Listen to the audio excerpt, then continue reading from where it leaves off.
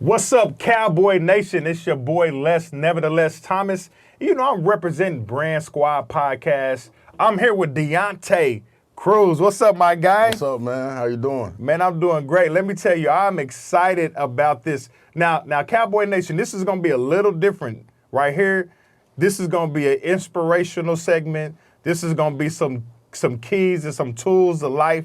This is going to be some overcoming, never quitting, never stopping. I mean, I could use never anything with you, bro, because I've heard a little bit about your story, and I'm excited for you to be able to share your story, man. So let's start off with, where are you from, man? Man, I'm from Murfreesboro, Tennessee. That's a little suburb, probably about 30 minutes outside of Nashville. Okay, so look, 30 minutes outside of Nashville, man. So like, you be eating that Nashville chicken or that hot chicken? That Nashville hot chicken, man. I like it. I like it triple X hot. You know, it's triple X hot. Bro, you know? come on, man. I said it's spicy before you even bite into the chicken. Your eyes already start watering. See, when I get hot food, dude, I can't even enjoy it like that. Oh, I gotta take a heartburn pill. I'm a little old now, so I gotta make sure I take a heartburn pill. My man is taking heartburn pills just to eat hot chicken. Absolutely. That'll tell you how good the chicken is, man. So, man, let's just get to the nitty gritty, man. Let's just dive off into it, man. So let's tell us about, I know you had some challenges, man, from birth, man. Let's start off with that, man. So yeah, man. My mom told me that I had cerebral palsy as a kid. It was a real mild case. I had a lot of disabilities as a kid. First of all, I was born premature. Wow, so you were born early. Yeah, I was born super early. My birthday was supposed to be December 25th. Instead, it's September 25th. My mom went into labor. So early, not just a month. Yeah, early. My mom went to labor with me in July. And wow. Yeah, so when she went to labor with me in July, they flew her down to Louisville to the Ronald McDonald House there, and she was being housed there until they kept inducing her with something to try to keep me from coming so early. Yeah. Because if I would have came before the September date, I think they said that they had to get her to at least 50% for me to be born. I said, so from July to September, they was giving her something that I can't recall. I said, and when September 25th came, I was at 50%. I just came out. Wow. I just came out. So wow. So your battle started in the womb, bro. It started in the womb. Absolutely. Now hold on real quick. I got to drop something. Like Cowboy Nation fans, just go ahead and put on your seatbelt. You know what I mean? Go ahead and grab you some coffee, grab you some tissue, because we're gonna get in there. As you can see, we just dove in like this the Olympics or something right here. And we're gonna keep it going, man. So you had challenges, so they had to help your mom keep you in her womb for an extra 2 months. Yes, sir. Absolutely. Yeah, just to be born. Just to be born. That's just to be here. That's not even guaranteed life after that. Dang, come on, man. Wow. So what day were you born on? I want to say Tuesday. If we go back to 1990, September 25th, 1990, I believe was on a Tuesday. Okay, yeah, man. So boom, you said you hit that time that they said, and you came on out. Came on. And so your mom said that you were born with cerebral palsy. Yeah. So I couldn't hear, couldn't talk. I couldn't walk for a minute. I said, I was so little from being premature. They could just carry me in their hand like that. So you probably had to stay in the hospital for a while. Yeah, we stayed for a very long time. I'm not sure how long that we stayed, but I know after I was born, they put my mom up in that Ronald McDonald House, which is a place, place for kids, with disabilities or sick kids, come and stay, for the support. Yeah, kind of a little relief for the parents. Absolutely. Yeah. I said, and I know we might have stayed in there for a year or two before they finally sent us home. Dude. Yeah. So hold on, man. So you were due in December. Mm-hmm. In July, your mom had to be hospitalized and helped to keep you in the womb till September 25th. You were born. Then when you were born, then you still had to stay in the hospital. Yep. For at least over a year. Yep. Wow, dude. And so your mom said you couldn't hear. We couldn't hear. The doctor told us that I wasn't going to be able to grow teeth. I had to have hearing tubes in my ear, and I wore braces to help keep my legs in place. Now, for people that's listening, let me tell you, this guy's like my size, right? or he might be a little bigger than me. You know what I'm saying? I mean, I lift weights too, bro. You know what I'm saying? You know, this man got teeth. He can hear me. I mean, I'm just saying, like, if you're listening, you need to understand that what he's telling you, think about that he's normal just like you and I, but these things his mom was told that he wouldn't be able to do. So I want you to think about that as you're listening to him. Yeah. So they said you wouldn't be able to grow teeth, you wouldn't be able to hear, wouldn't be able to walk. Yeah, well, basically get fitted for a wheelchair. They didn't give me long. They didn't give me long to live after I was born. I think they said maybe a year after being born that I had to live. And I wasn't walking, and I remember my mom. I remember my mom telling me that the doctors actually gave her and my dad a choice about pulling the plug. And my mom and dad had a conversation, and my dad was the one that was like, "No, we're not doing that. We're gonna fight." I said, so they kept fighting, man, and here we are today. Dude, so you beat the odds, bro. Absolutely. I mean, like, you defied the odds, bro. Like, you know what I'm saying? Like, life tried to count you out from the jump and saying you won't be able to do this, you won't be able to do that. And, bro, like, I mean, like, you sitting here with me. You ain't got no brace on your leg. You know what I'm saying? They might hurt a little bit because you're getting older. You know what I'm saying? But, I mean, like, wow. So your dad was like, no. What was his strength coming from? Was he a man of faith, or did he just say, I want to just believe in that? I don't believe in quitting. I just want to keep going. Like, what was the? Yeah, my dad. Yeah, he was definitely not a quitter. I mean, he was an ex-athlete himself, so he didn't have nothing. He had no quitting. He had no quitting him. If you quit something, you're gonna hear about it. You know. Mm-hmm. So being so young at that time, I don't know exactly what was going through his mind. Because but like I said, I'm glad that they didn't give up on me. I'm glad that they fought. You know, we had extensive doctors. I mean, I had to go to a special hospital in Chicago called the Shriners Hospital. Okay. And they used to fly us out there every year. I mean, I went from after we got released from the Ronald McDonald House. I went to the Shriners from then to about age 12 or 13. And so after you were born, you still had challenges for years. Oh, absolutely, man. I forgot how old I was when the tubes came out my ear. I might have been like 6 when those came out. And I stopped wearing my braces probably around age 9. Yeah, probably about 9. Okay, so here's the thing, man. So now, by the age of 6 and 9 and all that, man, you kind of understand life a little bit. Of course, you don't understand it like your parents, but what was it like for you to be able to say, man, I don't have to wear the brace no more? Man, it was. Because I'm sure at that age you kind of had some thoughts of, man, I want to play sports like my dad. Or I want to do. I mean, like, what was it? What did it for me was it was so ugly when I had to wear them. You know, I'm getting older, so I'm into styling. Trying to get fresh. And kids can be hard on you. Yeah, we be ragging on each other. Come on. So I used to wear them, and I used to have to wear them. They had 2 straps on them, one at the bottom, one at the top, and I used to have to wear them in like my tennis shoes. So like if I had on shorts or something, you could really see like these clear plastic braces on. Yeah. So I really didn't get made fun of it. I really didn't get made fun of, but like I said, at that time growing up, it was becoming more embarrassing, because here I am with this fresh fit, and now you see these clear things on his legs. Like, man, what you doing? So I'm sure you started noticing girls and stuff too. I want to be normal. I wanted to be normal. So, but it was more of a relief because once them braces came off, then I was like, okay, then I'm developing, the way that I need to. Yeah. So let's try to play sports, because as soon as them braces came off is when I finally started playing sports. Really? Yeah. So your mom, man, I'm sure that you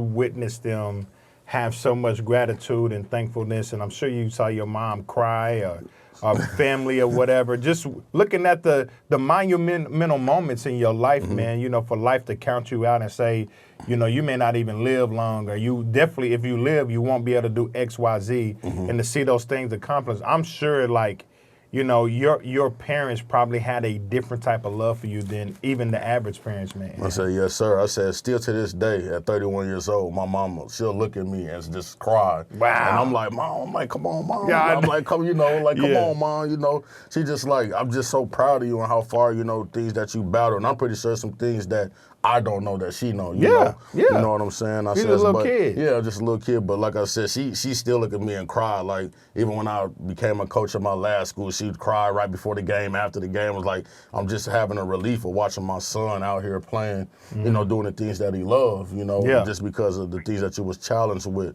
I says my pops died probably about 11, 12 years ago, so we haven't really got to have a conversation since I've been an adult, you know. So it's some things that you know I'm missing from him, you know, that I feel like that I can have a conversation with him about now and get a different understanding, but I won't get that now. So, you know, I'm just going, you know, just keep going and teach my sons and be there for my sons, you know, the way that he was there for me when he was alive. I feel you on that, man. My mom passed 11 years ago, and I still do it for her, man. Everything that I do, I still hear her words. I'm still motivated. And I wish I could share certain things with her, man, but I know that, you know, she's smiling at her son saying she's proud of me, bro. So, you know, man. Straight up, and I know your dad is doing the same, Doc. He's like, that's my boy right there. Yeah, I can hear him for sure, man. Man, so do you think that, like, and I wanna go back to you playing sports as a kid, but I want to touch on this first. With all the adversity you had to overcome, do you think that it's giving you a different perspective on life now as a grown man? Man, come on. Oh yeah. Just know that. Old man always told me, God won't never put you through nothing that you can't get through. And, you know, and then it didn't register to me at first. Then I really got to thinking about the things that I've been through in my life. And then I'm like, you know what? I made it out of it. Come on, man. I says, and just everything, man. My outlook on life is so different. I got so much wisdom now, man. It's like I'm super old soul, man. Like I said, I'm 31, but I feel 50. You know, just from all the knowledge and the things I've been through. But man, in that small time of life, you went through more than what some people would their entire life, or it'll take years and years to have to persevere and go through the things that you did, bro.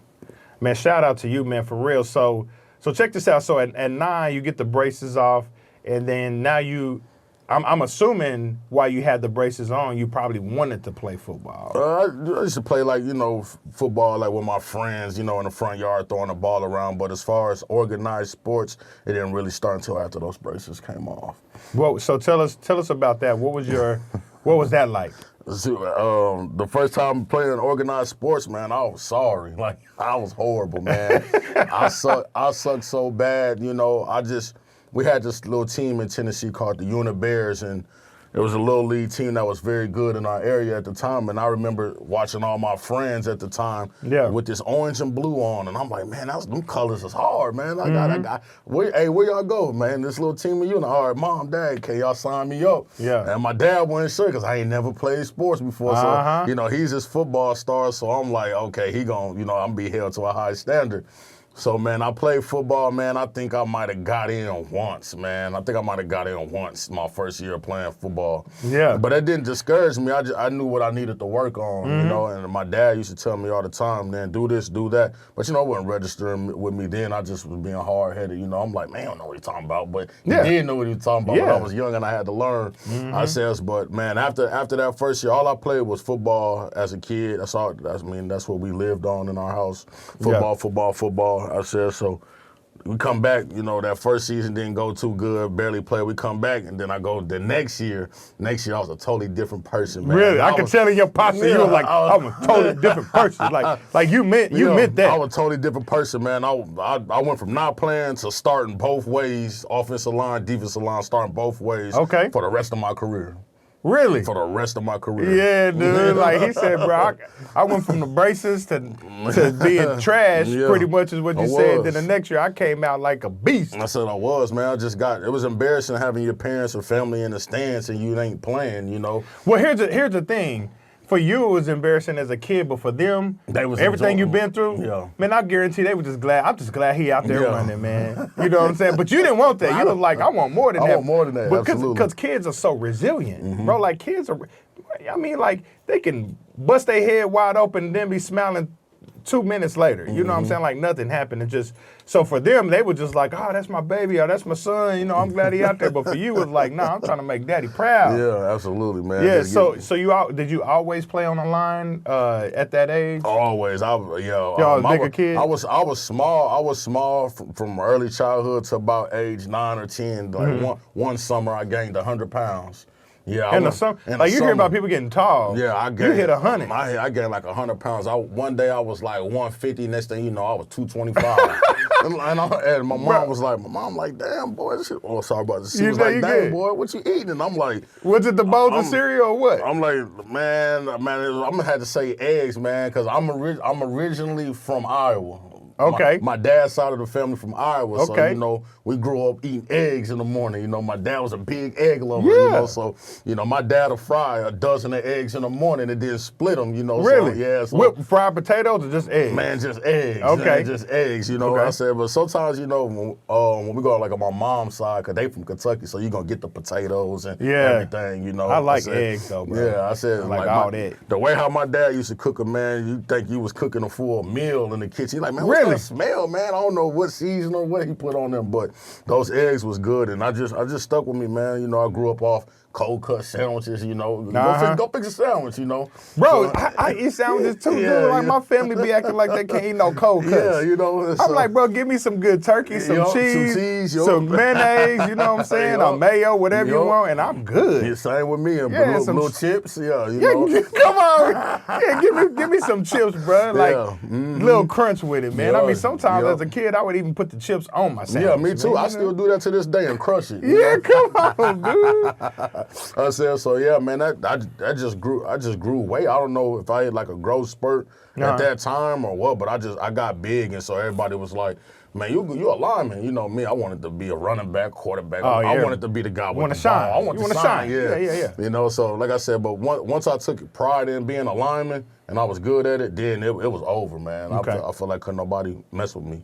Well, man, I know we pressing forward, man, but I still just want people to know that as you're saying this, man, you weren't even supposed to be here, bro. Yeah. You know what I'm saying? Like well, they counted you out. They didn't think you would be here, man. They thought you weren't going to be able to walk and all these different things, and now you 225, blocking in trying to get to a quarterback. Absolutely. Yeah, so what age would you say that was that happened when you hit that spurt? Probably about 10, about age 10 or 11. Yeah, you hit your spurt. I hit it early.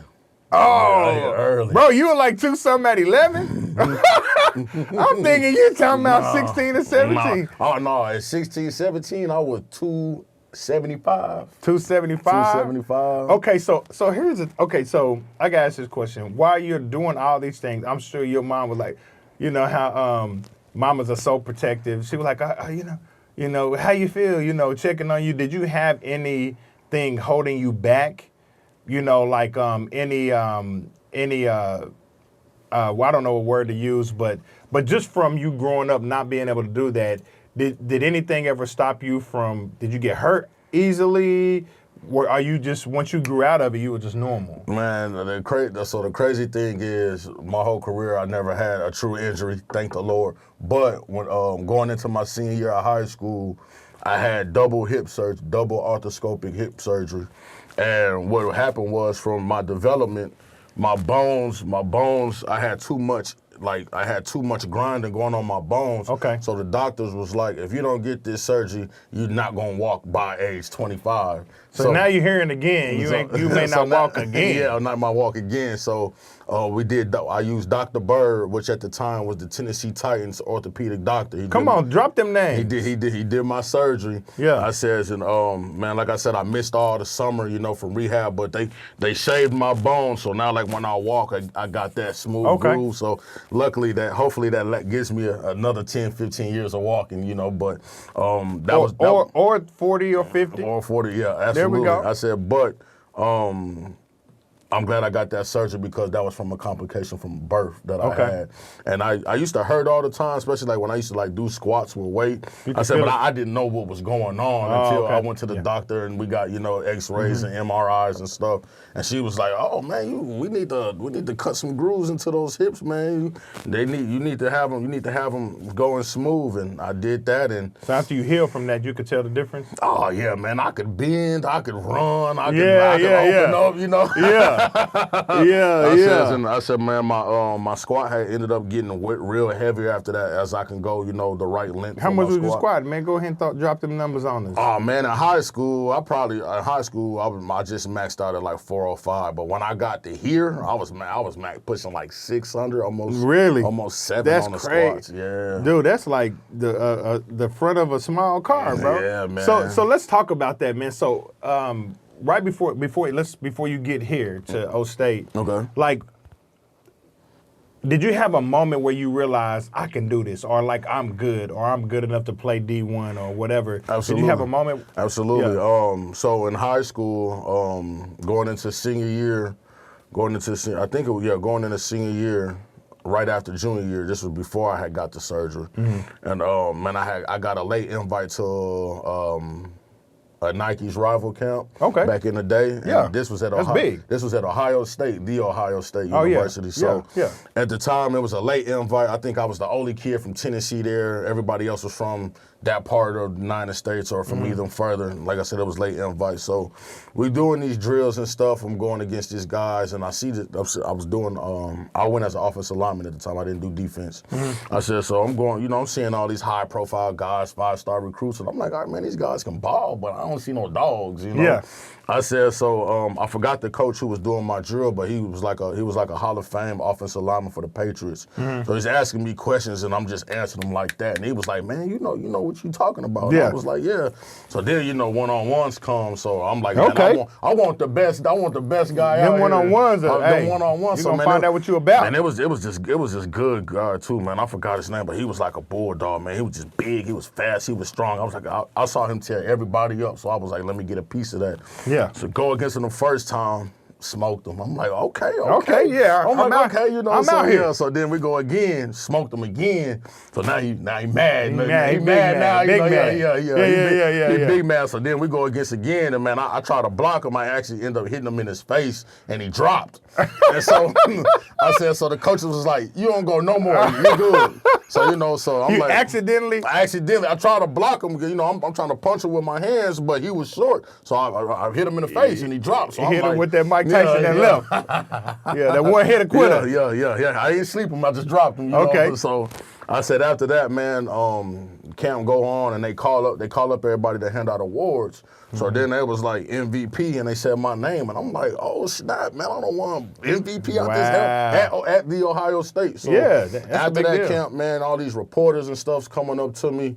And they was like, man, where you from? What's your name and stuff? So like after that, that's when I was really like, I can play with these big guys, you know, because I was like, where I'm from, people was really wasn't getting recruited out of our schools. I mean, we just wasn't a hot football place. You know how it is in Texas and here. Yeah, I already know. You know, so like I said, man, that camp for me did real well for me, just because it put me on a national level. Okay. You know, so that at that moment, that's when I was like, yeah, I can go play D1. Boom. You know, but unfortunately for me, when I went to that camp, I didn't have the grades then. So even if I would have got offered scholarships, I wouldn't have been able to win because it was already too late for my grades. Okay, so you were, so at that time, you know, when you're at that age, let's be real, sometimes we don't really think about all that. So tell us about that. Like, how did you feel? Let's just keep it at 100, man. How did you feel in that moment when you was like, man, my physical ability is high, but I can't really maximize my life in that area right now because of my grades, man? Man, it was devastating because I already knew what I had to do. You know, I was like, well, it's either going to be JUCO, you know, or prep school, you know, and try to get them up. I said, so it just, you know, coaches call and they're like, man, you know, we still want you, but, you know, you got to have this and have that, you know. So, you know, you 17, 18, you know, getting ready to graduate high school, and it's just like, well, damn. I was like, well, dang, you know, I can't do all my work now, you know. Yeah. So it's just, Yeah. man, it sucked just because I was one of those guys on my team that was like, man, he got all the schools looking for him, calling him, coming down. But in reality, it was embarrassing because I couldn't do anything, you Yeah, know. So, yeah. you know, we didn't really have social media how it is now with all the clout, you know, on Twitter about, you know, offers and stuff like that. Yeah, yeah. So, you know, like then, man, we was trying to send out film on a blank DVD. You know? Yeah, you're trying to do what you can do to get out, get your name out there. You know what I'm saying? So, like I said, man, it was a humbling experience because when I got to junior college after that, man, it really made me kind of step up. So tell us about that academics. when you going to JUCO. Okay, so this the real get down right here. So after I graduated high school, I went to a prep school in North Carolina called NC Tech. I says at the time, man, Antonio Brown went there. Oh, really? And Cordell Patterson went there. Yeah. I says AB left, which he should have done. His dad pulled him up out of it. I said because man, so I go to this prep school in North Carolina. Man, we get down there. You kind of hear some ramblings that, you know, we lost our accreditation to the NCAA. Oh, wow. So come December, I find out that we lost our accreditation to the NCAA. So not only am I away from home, I'm at a school that won't even count to get to a school. Come on, dude. And I just turned 19 years old. So, you know. More adversity. Yeah, you know, so you know, these coaches and stuff, they was lying to us like, yeah, man, you know, you can get out of here from here. But in reality, no, once that schoolwork once that got canceled, it was over when nobody take it. So it was really like a waste of time, you know, and I actually got hurt at that school, man. I tore my ACL, man. So I tore my ACL at this school while the coursework didn't count for the NCAA. Dude, so hold on, man. I was really lost. You go this route. Yup. You go to this school. Yup. Tear your ACL. Then you find out that semester didn't even count. Yup. Dog, bro, you made it still, bro. Yup. I said so. My after I got hurt, my parents, we scheduled surgery. We had surgery. I stayed up there probably for about maybe a month just to do some rehab because I tore my ACL and MCL. I tore a few things in my knee, so I was in a wheelchair for a couple weeks. So I stayed in Charlotte till, you know, I was able to like move around. And then once I went home, I called the doctor from the Titans and I finished my rehab with him. Okay. So I came back off an ACL tear in 7 months. Of 7 rehab. months. 7 months. I came back off. That's better than ACL. Adrian Peterson, bro. I came back. He did it in 9 months, and we was tripping. Came back in 7 months, and then after I got my release papers, that's when I came to NEO in 2010. Okay, so you went to NEO. Now I'm at NEO. Now I'm at NEO off of an ACL tear. Haven't played. So I'm trying to see how the knee gonna hold up. You know, so So at NEO, did they offer you, or did you just go to school there and walk on? What'd you do? So this what it was. So I was gonna go to Butler in Kansas because that's where my dad played at. Okay. But I know about Butler. Before he died, he was like, man, go write your own story. Don't follow me. Write your own story. So I'm like, man, what's in Miami, man? What's in Oklahoma? You know, at that time I didn't even know what Oklahoma was because I never been. I never been. So, you know, I was just, man, I get up there, and I had a friend at the time that played for them, so he got me for them to PWO, so they preferred walk on me. Okay. At the time in that conference, we could only play 5 out-of-staters. So we could only at that time we could only play 5. Now the rule is 12, but when I played we could only have 5. Wow. So everybody was from Oklahoma, so I get redshirted because of this rule. So, you know, so I'm mad at the time. So I'm like, man, you know, I'm good. I'm better than the guy they got on the field. I said, but you know, that out-of-state rule would mess me up, which I'm actually glad that they did redshirt me because it gave me a year to get that knee right. Get stronger. I says, but man, NEO was a great place for me, man, and that's where I really started really loving Oklahoma and the whole game of football really again because I was back on the field, back being a man, you know. So getting that spotlight that, you know, I faded from, you know, for years and finally getting it back, man, it was an awesome feeling. And you were like, at that time you was 20, 21? So when I got to NEO, I was 20, and then I turned 21.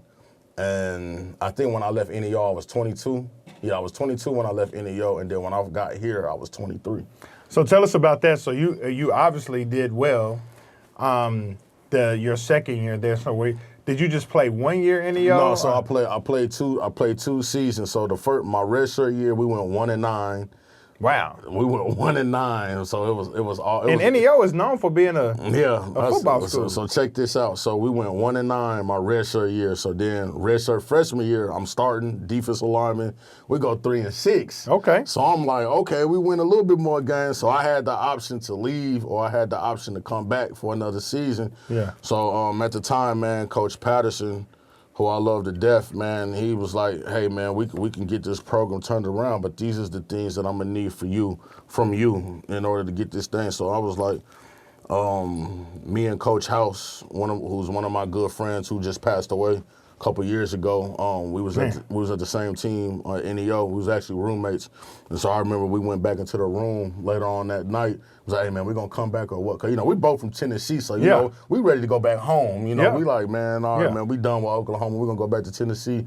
I said, so we decided to come back and stay, for the next season. So redshirt sophomore year, we ended up going 9-1 and winning the conference. So we went 1-9, 3-6 to 9-1. Wow, that's a huge turnaround. And quick too. And won the conference, won the Southwest Junior College Conference championship. Man, we beat every JUCO team in Texas with all Oklahoma players and 5 out-of-staters, and 3 of us out-of-staters was all from Murfreesboro, Tennessee on the team. Oh, really? Yeah. So we was turned up. I guess they producing dogs out there. Man, I would say now we're producing some dogs, but we was just a different breed, man. We was just a different breed. Like we was those guys that needed football to get out. You know what I'm saying? So like when we was on that, we might have played around in the classroom, but when we was on that field, it was different, man. It was different.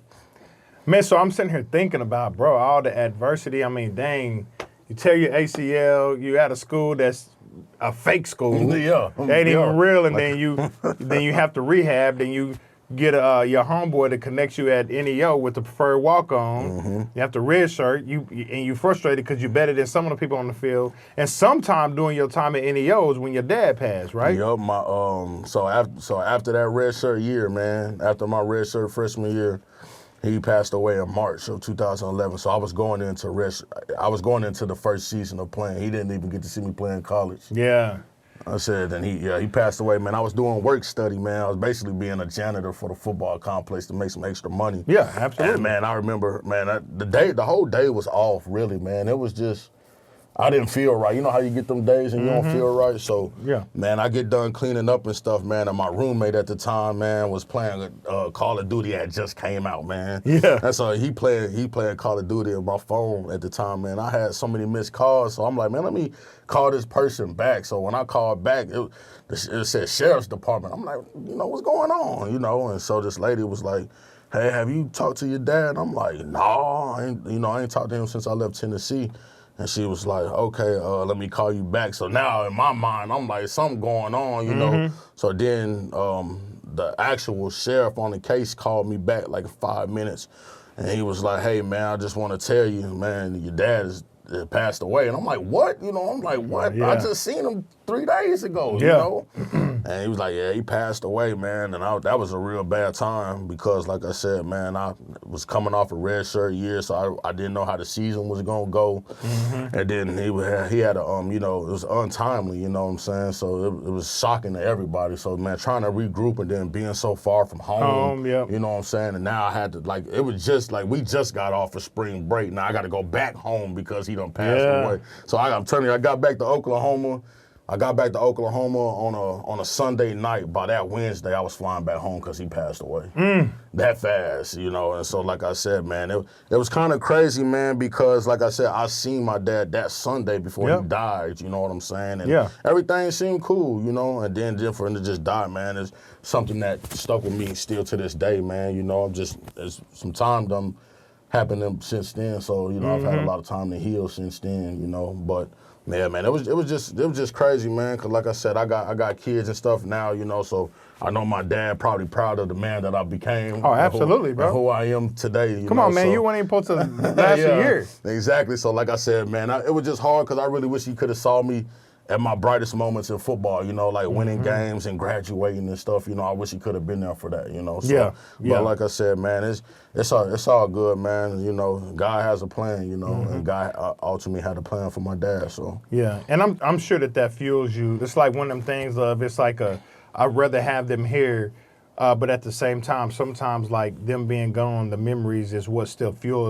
us to go to higher heights. And you're still, look at you, you back here now. So let's talk about you getting to O State, and then we're gonna talk about you leaving and coming back. So that's my thing. It's like you obviously you don't have a quit spirit in you, just like you didn't quit back then when your dad said, "No, we ain't quitting." You know, from when you was a child. So so you came to O State. Yep. So from NEO, did they recruit actually, you? So I was getting recruited from Oklahoma State when I was at NEO, but I was so stuck on going back to Tennessee. Oh. So I signed with a school, Tennessee State. It was an FCS school. Oh, yeah, I already know about Tennessee State. Yeah. I'm a big hand. I'm KK South, so I already know. Yeah, so man, I actually signed with Tennessee State, man, coming out of NEO.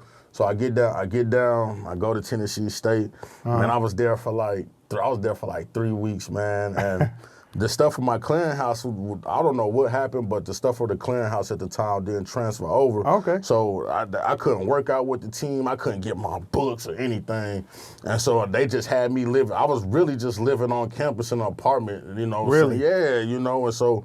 Well, hold on real quick. For people that's listening, you need to understand, like, clearinghouse isn't like where you win all the money that you know about. No, clearinghouse is an NCAA organization, right, that lets you know if you're eligible to play or not, right? Yep, at that school. So, you know, like I said, I bounced around a few times, so my clearinghouse took forever to get all my information because I've been, you know, all these different places, so they had to get it. So when I get to Tennessee State, it didn't come through, so I was just on campus, man. I was just on campus. Luckily, like I said, I'm from Tennessee, so I have friends and family. So it wasn't all bad. It wasn't all bad, but you want to play football. I want to play football, man. Like, I want to work out. I'm like, man, you know what I'm saying? You know, at my time, you know, I'm in college now, so now we're thinking about the league. Yeah. You know, so I'm like, okay, man, it's a different ball game. I'm getting older, you know, got kids, so it's really time to eat, you know. And like I said, I was on campus wasting time, man, and I remember I didn't have no books, and I was getting behind on my class, and I went to the head coach at the time, and I was like, Coach, I ain't got no books, man. And he straight up told me,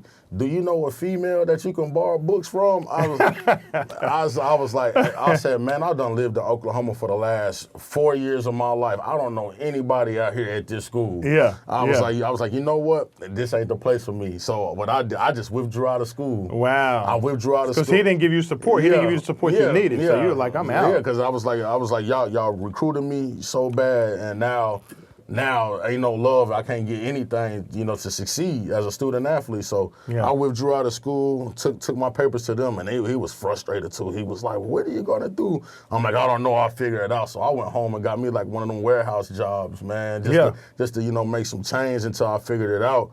So I'm working at this warehouse, man, driving a pallet jack, man. I'm just like, man, everybody like, you supposed to be on the field somewhere. You ain't supposed to be in here. Yeah, So you know, it really hit me. So I called Coach Patterson, which was my head coach at NEO at the time. And I said, hey, Coach, man, you still got the contacts at Oklahoma State? And he was like, yeah. He was like, you want to come back, don't you? And I was like, yeah. I'm like, I sure do. Yeah. I said, so, man, I called him that, man, probably within like 2 hours, man. The coach from Oklahoma State called me and was like, I heard you want to come, man. So I did all that process and stuff and applied for school, got accepted, and the rest was history, man. I was just so happy to be back. Because I love this place, man. You know, growing up in Tennessee, I didn't know what Oklahoma State was. You know, we grew up Tennessee Vols fans. Alabama, you know, those schools like that. I said, but what did it for me on this school, man, was when I was at NEO in 2011, when OSU won the Big 12, man, and we came to the game that night, man. Y'all did? We came to the game and saw them run on the field and tear down the goalpost. And I'm like, man, that school lit, man. You know, I'm like, this school I want to be a part of that. I'm like, man, I want to be a part of it, especially the colors, man, the black and orange, man. And, you know, the atmosphere on game days around here is something that you'll never forget. Yeah, I'm You know, and so I was just like, man, I want to be part of that school. So I reached out to Coach Patterson, man, and he got them to offer me a PWO here, man. And so I was like, man, I can fight for a scholarship. I'm used to fighting. You're like, I just want an opportunity. I just want an opportunity because I'm going to show you what I can do. You know what I'm saying? I said, so, man, they brought me in. Tell us about that. When you got here, how'd that go? Man, it went smooth, man. Shout out to Coach Johnson, man. Coach Rod Johnson, man. He really made it. He really made my time easy. Like when I got here, man, he had everything already done for me, man. He a good dude. Yeah, he showed me where to go, man. He showed me where my apartment on campus was. He drove it to there. If I needed papers from somewhere, he took me there. Like he really like stepped up like on a father role. Yeah. And that was big time, man. Especially at like these big programs. You see a coach really taking time out his day because he's already a busy man, you know, to help you, help you transfer in. And man, it was all love, man. Like I fit in at home instantly as soon as I got in here, man. Made friends right away. Right away. Man, the coaches, and like I said, man, the strength coaches was probably the ones that I had to, took me a little bit longer to, make them believe in me because I did come in a little out of shape because I was working a job. I got you, man. I'm working. I'm trying to provide. I'm trying to provide. So I came in a little out of shape, but once I got in shape with Coach Glass, it was over. Like man, Coach Glass the truth. Man, Coach Glass the truth. I'm still scared of him to this day. Yeah. I said I've never met a guy that can smile and then change in 2 seconds. I'm like, man. I'm like, you know not to mess up. Don't cross Coach Glass. Man, don't mess up in that weight room. Don't hit a hurdle when you're stretching. Don't do none of that. Just come in here, come get your work, punch the clock, and punch out. That's what you got to do. You got to treat it like a job for real. Like I said, man, he got a good program going on. Oh, absolutely. If not the best in the country, one of the best. I would probably say the best because I put some numbers up that I couldn't imagine putting up. And I'm just like, man, I did all that so fast.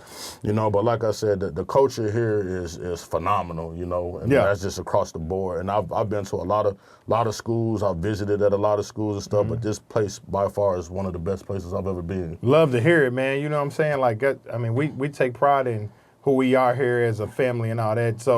So you played here. Yeah, I played here. How long did you play? So from 2013 to 2015. So I battled some adversity once I got here once again. So, you did? Man, so when I got here my junior year, I didn't play much. Still trying to learn the system. Yeah. I says, man, with spring ball, get around. So we get the spring ball after that season. Finally break in the rotation, getting some snaps from Strong, getting some snaps. So we go home for the summer. I get a phone call from the academic staff, man, tell me that I'm academically ineligible for my senior year, man. For your senior year, dude. So for my senior year, man, they told me I was academically ineligible and that I couldn't transfer nowhere, man. So I'm like, well, damn, I'm stuck. Like I'm stuck. So man, I quit the football team, man. That when I got that news, I was like, I'm done. I can't do all that, man, and not get nothing out of it. Just young and thinking. I said, so man, I quit, man, and it was funny because I'm at the dorms, during the day, my class schedule, I got out probably last class of the day is probably at 10 a.m. So, from 10 a.m. to, the rest of the day was free. So I'm like, man, I got too much time on my hands. Yeah. I was like, I wasn't used to that, being around my brothers in the locker room, sweating and fighting together. I missed it. So, man, I ended up setting a meeting up with Coach Gundy. Probably like 2 days after I quit, and I was like, hey, Coach, man, I just want to say, man, I wasn't thinking, I wasn't thinking right. I was mad because I worked so hard to get here, and now it's took from me again. Yeah.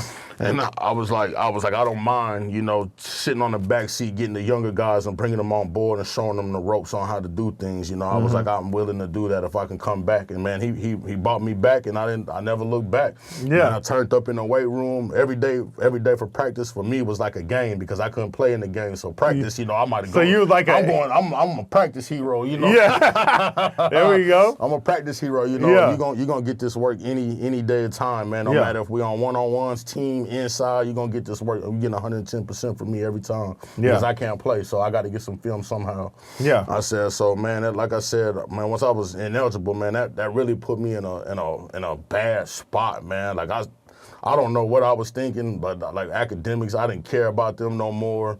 Like I said, I was still dealing with, really didn't have time to heal with my dad passing away, that's years of that. You're still dealing with all that. I'm still dealing with that. And I'm still away from home, And you didn't have his guidance when you was going through that, finding out you was academically ineligible. So I had to wear that on. I had to take that on the chin, man. And I ain't had nobody to talk to about it. So I battled with that for years, man. And it really made me hate the game of football for long, man, just because of how it did me. Just because I worked so hard to get here, and football took me to some places I never thought I would go, you know. Yeah. And it was, like I said, it was just. You was at your fourth school when you got here. I mean, real talk. Real talk, yeah. Bruh, yeah, like, man, yeah. you at your fourth school. And like I said, man, I'm from Tennessee, man. That just ain't down the road. You know what I'm saying, man? You know, that's at least 9 hours away from here. So, Absolutely. You know, so I'm just like, man, I can't drive home when I want, you know. It was just, man, that was just real bad, man. I ended up really messing up in school, man. I didn't graduate when I left here, man. When I left here in 2015, man, I had signed with this arena team in Atlanta. So I was like, so I still got like my practice film and stuff from here and got strong. And I was actually training with a guy, man, in Mississippi, man, by the name of C.J. Bailey. He was a DB out of Southern Miss back in the day. I said, man, we was... Do they play in the NFL? CJ? Oh, no. He used to play back in the I'm day. thinking about Champ. Yeah, you think about Champ. Yeah, not him, no. I was training with him, man, and he got me right. So, like I said, I left here in 2015, man. I did the arena thing, man, and it was fun, man. Got to travel and see the world. I did that for about the next 7 years of my life. After Wow, I you left did that here. for a minute. I did that for. So you got that football out of your system. Like you got to play. Man, I played football my whole life, man. Like I said, and I really just stopped, man. The only reason why I stopped was because of COVID. Okay. And I said I was I was with the Philadelphia Soul in the Arena Football League in 2019, but the league went bankrupt and they shut it down. So I was like, you know what? It's probably time to hang them up. Time to hang it up. And so that's more adversity actually, because you're like, what's next? Man, football has came with nothing but adversity. But it's about how you deal with it, you know. Well, you're obviously doing well with it because you're back here. So tell us about how you ended up back here. Okay, so man, I was at NEO coaching. And I had some job opportunities come up for me, man. One was here. One was for the analyst position for running backs, and then the other one was at UCLA. Okay. For personnel role. I says, and so man, I'm getting far on these interviews. You know, second interview. You know. So you must have been doing well at NEO for that. For these opportunities. Yeah. And what was your position? What did you coach at NEO? Or what did you do? So everything, man. I did a lot at NEO, man. I was basically the face of the program. So man, I coached D-line. I coached running backs, tight ends. I was the DFO, and I was assistant strength coach and equipment guy. So man, you was doing everything. I did everything. So yeah. So man, so what happened was, man, I got these job interviews, and man, I really thought I was gonna get it. I said this from the way I was talking, but then when they asked for that piece of paper, I didn't have that. And so it was like... That piece of paper is that degree for those that's listening, wondering what you're talking about. I said, at first I wasn't going to go back to school. I'm like, man, you know, I'm doing all right. Like, that's because, start back. I was doing all right. I wasn't going to go back to school, you know what I'm saying? Yeah. I said, but then once I became a coach, I'm like, I got to go back. Yeah. So, man, I had this high bursar bill, man. It was like $4,000. Oh, really? It was like, from when I was here. So yeah. It was like $4,000. So, you know me, I'm like, man, who just want to drop $4,000 just to pay on a bill all at once? Just to go back to school. Just to go back to school. Well, I mean, which is a big deal, but at the same time, that's a lot of money, That's a lot of money. So, man, for years, man, I said I had some good people in my corner, man. They helped me get this bill paid off. And once I got it paid off, I saw everything that I was lacking. And so I was like, man, I need 13 hours to graduate with my undergrad. I said, so what happened was Coach Clements, man, I kept in contact with Coach Clements. So I was like, hey, Coach, man, if I come back to school, you think you can get me in the door, man? Yeah. And so, you know, at first, man, it was crazy, though, man, because a good friend of mine by the name of Victor Ironkowski, he's a defensive line coach at Old Dominion now, but we were teammates at Oklahoma State together.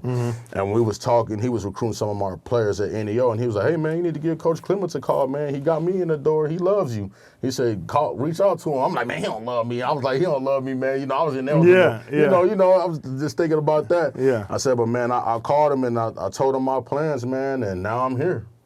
Wow, dude. You know, so like I said, that's relational currency. That means that you made but here's the thing, like value isn't just what you do on the field. So you obviously made an impact on them, even though you didn't get to play a lot while you was here. So like you said, in practice, you was like, hey, I'm gonna be what word did you use? Practice hero. Practice hero. You know, and you was hyping them up in the gym. So I mean, you obviously left a great impression. So now you back here getting your degree. Come on, man. Get my degree. I got straight A's right now. Let's go. Say that again, bro. I got straight A's. Yeah, straight up. Graduate May 7th at 12:30, man. It's been a long time coming. I'm just glad to be in this position, man. Yeah, man. Well, you know, we're going to get ready to wrap this up, but I mean, like, I want to tell you, man, like, straight up proud of you, bro. You've inspired me over this time of us getting together, overcoming adversity, because a lot of times we think that what we're facing in life is a big deal until you hear somebody else's story, and you're like, whoa, like, yo, you know, the things that I've been through don't even compare to what someone like yourself has been through coming out the womb fighting stuff. Not coming out, you were in the womb fighting for your life, and then coming out having a fight and was told you wouldn't be able to walk, you wouldn't be able to hear, you wouldn't have any teeth. You know what I'm saying? You right here, so every time you smile, I see your teeth, bro. You know what I'm saying? Like, so I mean, like, you know, just to hear all that, man, go to a school and the school shut down on you, and I mean, like, you just never, you don't have a quit type of personality, man. And I want to just tell you that, you know, Brand Squad, we're definitely proud of you, man, and glad to have you on, man. And I want to give you an opportunity, man, to like just leave with some parting words, like any wisdom, anything that you want to say, any motivational thing to someone that's listening that may be having a tough time or maybe want to quit or want to throw in the towel, man. What's something that you would say to people to let them know that it's not over? Man, I will say if you're going through something, man, it's best to talk to somebody about it. Man, don't hold it in, because it'll mess up relationships later on down the line. Yeah. And just keep fighting, man. Just don't give up. Just always have faith, man. And if you have a lot of faith and you got God on your side, man, He can't steer you wrong. I love it, man. All of that right there, bro. I mean, like, you just created gumbo, or like, you know, goulash or stew. You know what I'm saying? You threw all that stuff in the pot real quick and say, boom, that's how you make it, man. Well, man, hey, again, man, thanks for sharing your time with us, sharing your story. And that's not all of your story. I mean, you know, and it's not over, because, I mean, I think I heard that you like might be writing a book or something too, man, you know. Man, something, man. That's in the process, man.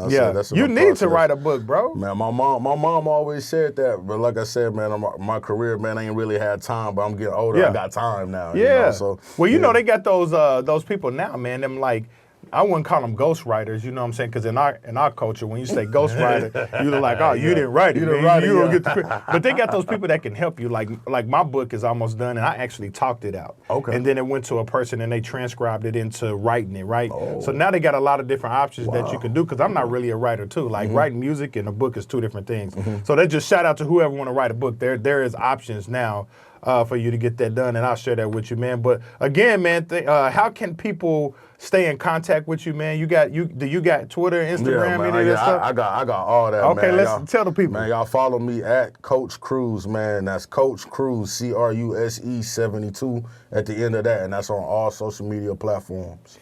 Bet, man. Well, thanks again, man. My name is Les Nevertheless Thomas, representing the greatest podcast in the world, Brand Squad Podcast. Y'all have a great day. Be blessed.